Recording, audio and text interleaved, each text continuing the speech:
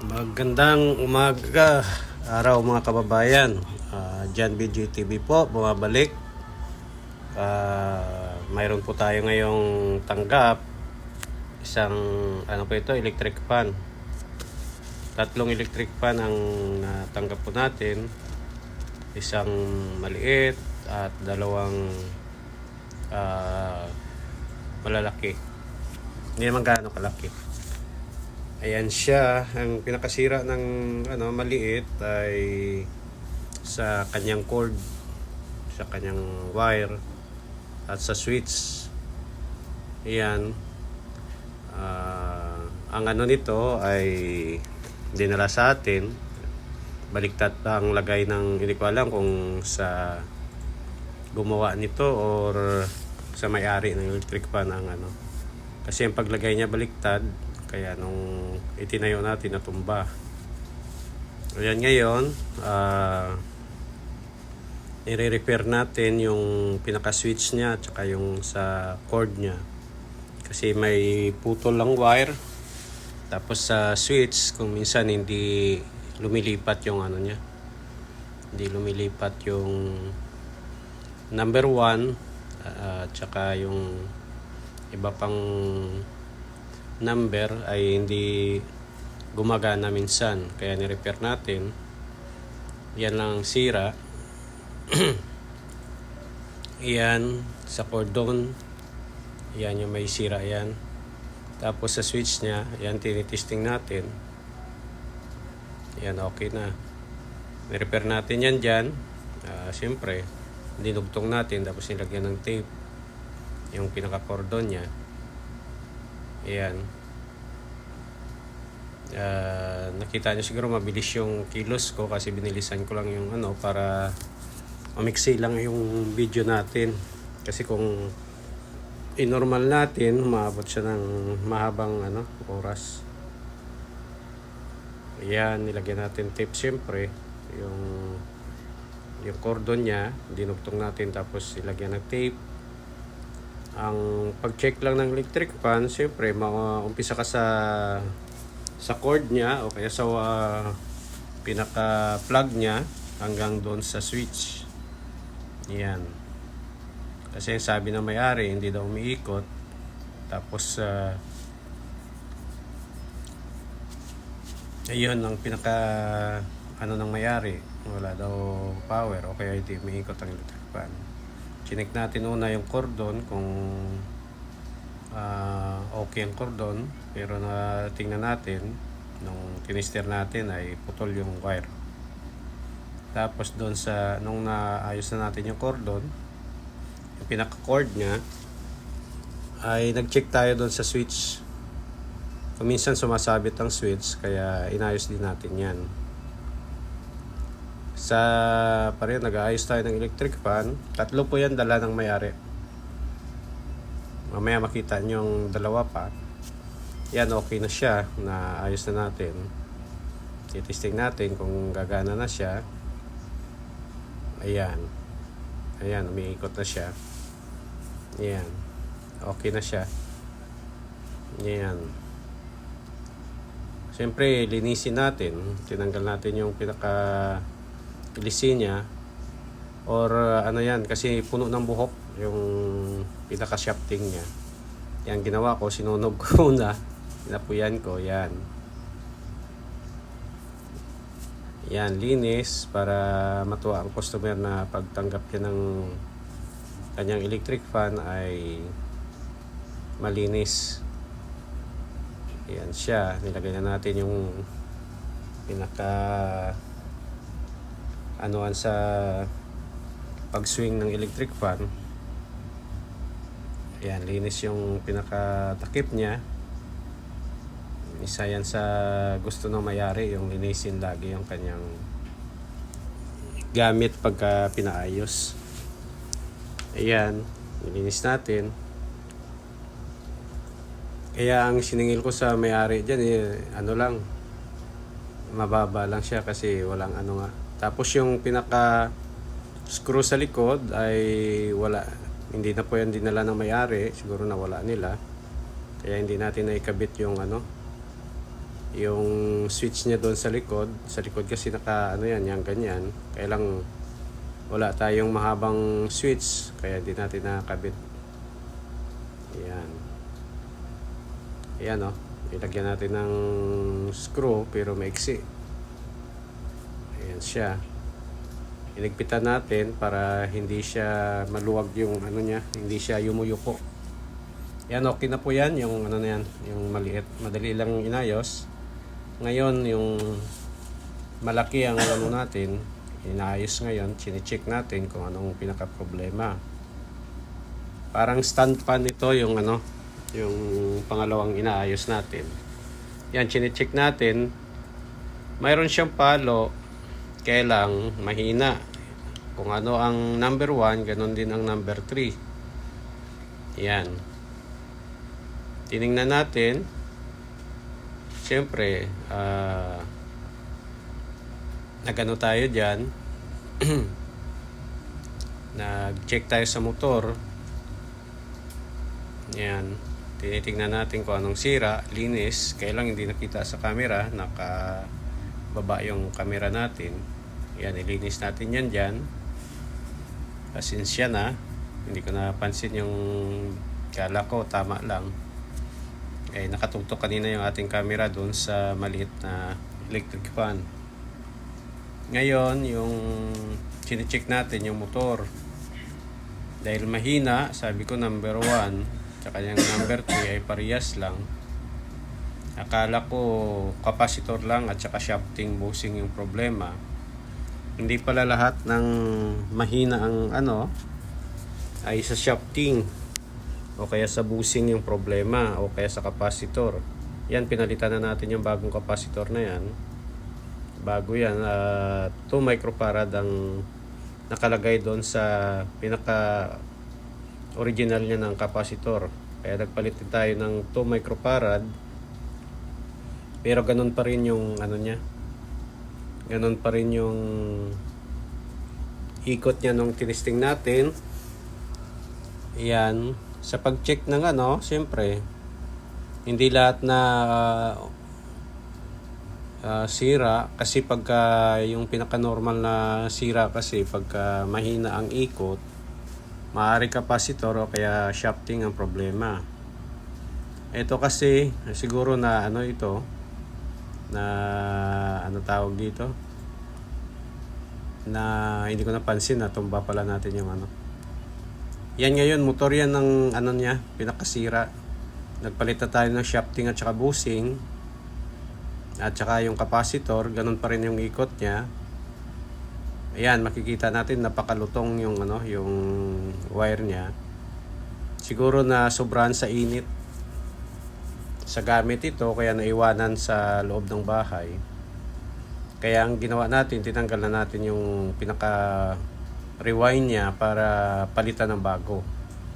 Sinabi ko na sa may-ari na ang pinakasira ng malaki ay yung kanyang motor. Ayan, tinatanggal natin kasi ipapa-rewind natin. Doon kasi yung mga ganito kalaking motor ay wala silang stock doon. Ang iba kasi pinapalitan na lang. Mayroon na silang nakahanda doon, pero ito kasi malaki. Kaya obligado tayong tanggalin yung pinaka-rewind niya. Yan, ginagamitan natin ng gunting, pangyerong gunting para maputol natin at matanggal. Yan siya. Yan, konti na lang pero matigas talaga. Malutong na yung ano niya, rewind.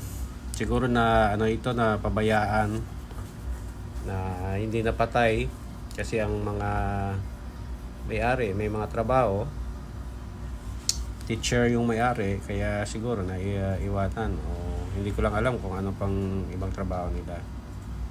Ayan, siyempre inano natin, may hininang ako dyan o kaya may tinanggal na ano. Ayan, talagang pirsahan yan.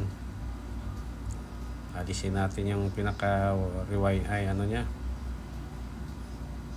Kasi sabi ng ano, ayan na siya. Inano muna natin yung motor na yon. tinabi muna natin yon, tinanggal natin, tinabi. Ay paparewind pa natin. Ayan ngayon yung ano ito, yung pangatlong electric fan na gagawin natin. Tinabi ko muna yung isa ng malaki kasi paparewind ko pa. Yan. Yan o, tingnan mo gawa ng gumawa nito. Siguro napagawa nila ito. Parang ano lang siya, yung parang basta tinalian lang, ilagyan ng electrical tape. Yan, chinik natin yung capacitor. Yan. Check natin. 2 microfarad ang lumalabas. Pero nagtataka tayo bakit ang ikot niya ay mahina pa rin. Ang sabi na may-ari ay una daw na paggawa nila ito ay normal lang yung ikot. Nung bumalik sa kanya parang bagyo daw. Tapos hindi na tumagal, mga ilang ewan ko kung nakaabot ng 1 buwan o ilang ano, bumigay din siya o kaya humina na rin yung ano niya. Ayan, tinignan ko kung may screw, wala pala. Tatanggalin ko sana sa ano, sa ano niya, sa stand niya, yung ano. Ayan yung pinakasira niyan, shafting. Mahina rin ang ano, katulad din sa isa na parang ang number 1 ay parang ganoon din ang ikot sa number 3. Ayan, titingnan natin. Ayan, nilinis yung shafting. Ayan, titingnan natin kung okay pa. Pero hindi yan na ano, ginawa natin, pinalitan natin pati shafting. Ayan, tinanggal natin yan. Hindi ko lang siguro na, ayan, yung shafting na yan na bago, yung pinakita natin. May katulad siya, kaya pinalitan ko ng bagong shafting yung ano niya. Ayan. Na ano ko na yan. Na ano yun natin. Ayan, papalitan natin. Hindi ko lang pinakita kung paano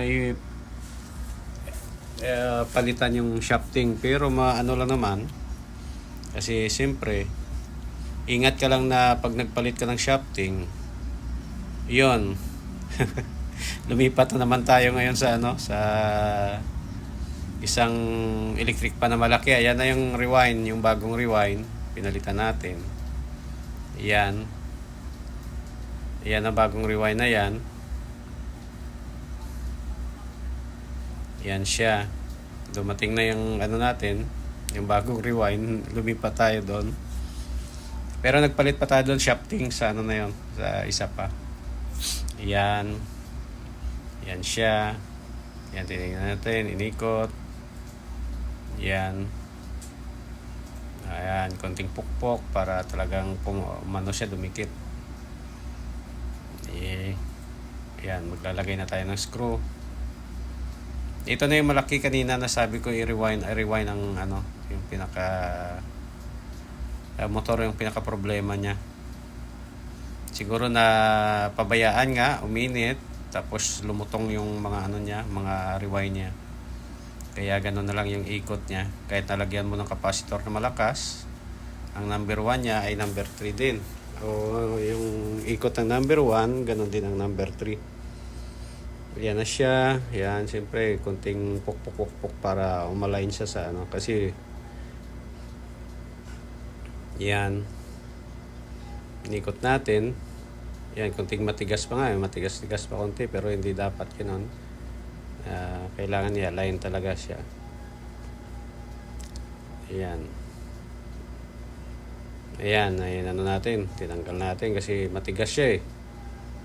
Hindi siya pwedeng umano yan, tumagal lang ano niya.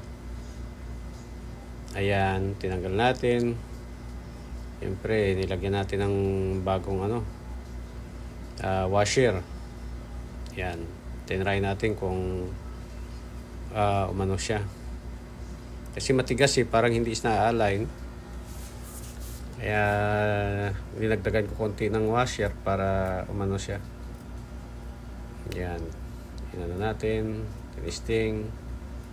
Yan, pinukpok. Siyempre, ayan yung martilyo kong siguro matagal na yan.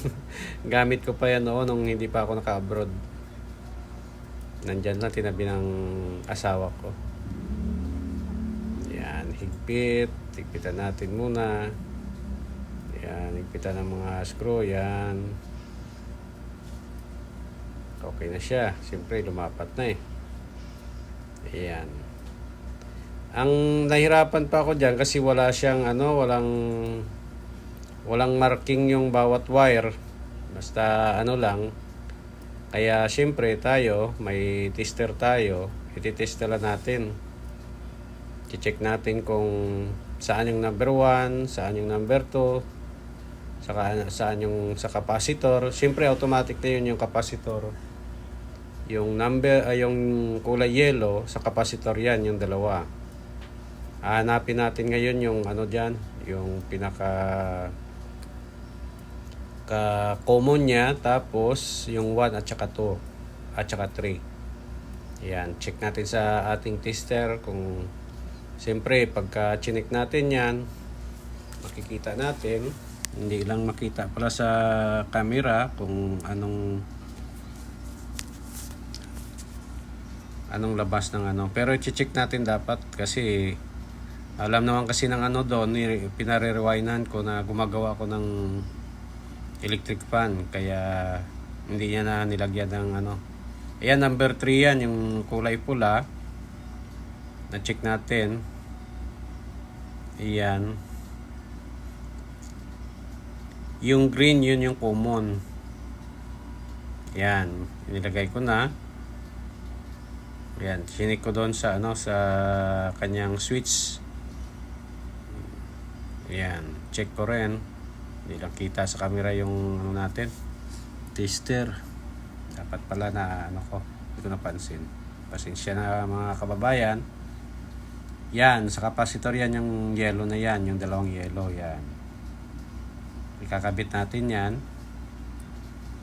Yan, nilagyan natin tingga para pagka kinabit natin. Yan, tinest ko siya, yan. Yan yung capacitor, tinest natin. Lang siya, 1.4. Pero ang kanyang microfarad doon ay 2 microfarad yung nakalagay doon sa body niya. Yan, nilagyan natin, tinry natin kung kaya niya ipaikutin yung motor na ito. Pero ang motor na ito ay malaki. Tinry natin kung kaya niya ipaikutin. Yan. Ngayon, inaano natin yung yung tawag dito, yung pinaka niya, pinaka speed niya, yung 1, 2, 3.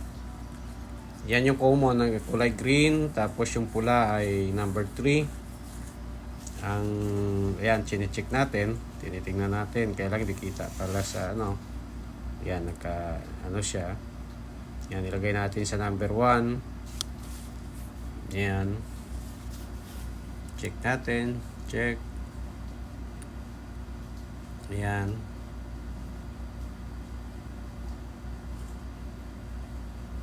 Ayan, kaya kinunik na natin yan. 1 at saka 2. Ayan. Yung black ay number 1, tapos yung white ay number 2. Ayan na siya. Ayan. Nang hula patuloy tayo kasi hindi nila hindi minarkingan ng nag-rewind. Kasi pag alam nila na technician ka rin, hindi nila nilalagay marking. Ayan. Kaya tester ka ngayon para ayan, umiikot na siya. Ayan. Ayan, ngayon gagawin natin kasi nalaman ko na okay na yung 1, 2, 3. Siyempre putol tayo sa mga lampas na wire o kaya mahabang wire. Ilagyan natin ng tape. Ayan, ginagamit ko sa sa imbis na black tape o electrical tape, Ginagamit ko na lang yan yung ano na yan. Yung masking tape. Yan siya.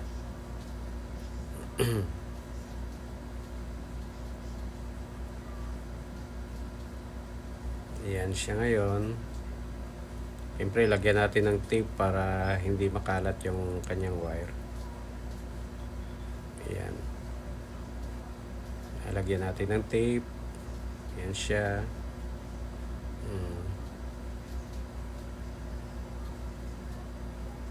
Yan, try natin. Lalagyan natin ng tape yung capacitor for safety. Yan.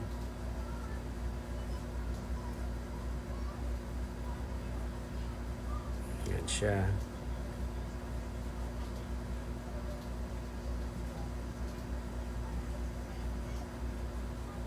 Higpitan natin.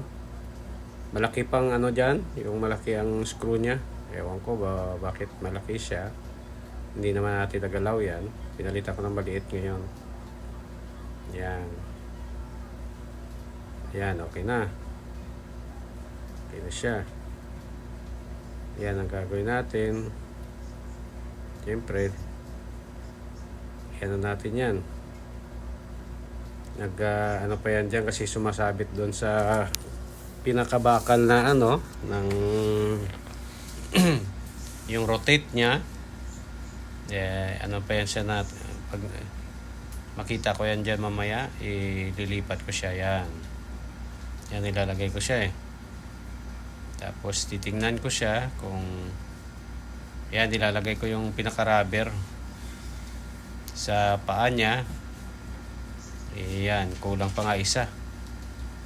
Hindi ko alam kung nalaglag ko or kulang talaga. Yan siya. Yan, napansin ko yan dyan na may bakal eh. Ayan. Ayan, oh. Ayan, tinanggal ko yung sa swing nya, yung bakal, para iayos yung wire. Ayan siya. Ayan, nilagyan ko ng parang pinaka ano nya, plastic na holder. Yan, umiikot na siya. Pero ano pa rin yan, yung tingnan mo. Yung capacitor ang may problema. Papalitan ko rin yan siya pag ano. Akala ko sa shafting na hindi nakaayos, kaya pinupok-pok ko pa. Ayan, kinabit ko yung ano na yan, yung cover nya, para ilagay doon yung ano, kasi ang ano ko nga okay na siya. Ayan, ilagyan ko na ng cover. Sarado.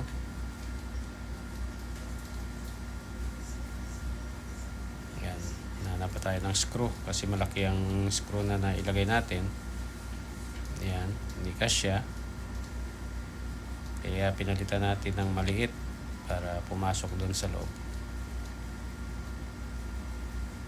Ayan siya. Siyempre, linis tayo ng ilisi. Ayan. Mga kababayan, ayan po yung ating pangalan ng channel. Pag hindi pa po kayo nakapalo sa ating channel, please follow po and subscribe. Kung hindi pa kayo nakasubscribe, kung dumaan lang kayo, paki-like po pag nagustuhan nyo yung ating video.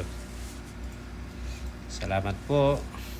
Yan, ano na po yan. Okay na po yan yung electric pan na yan. Ayos na natin yun. Yan siya. Mamaya ititesting natin yan. Iikot na yan. Yan. Chinecheck pa natin kasi medyo tabingi yung ano natin. Lagay. Yan. Hirap pa pag ano kasi medyo malutong na yung ano niya eh. Yan. Inano natin. Kailang hindi pantay kaya tinanggal ko ulit. Yan. Yan siya. Yan.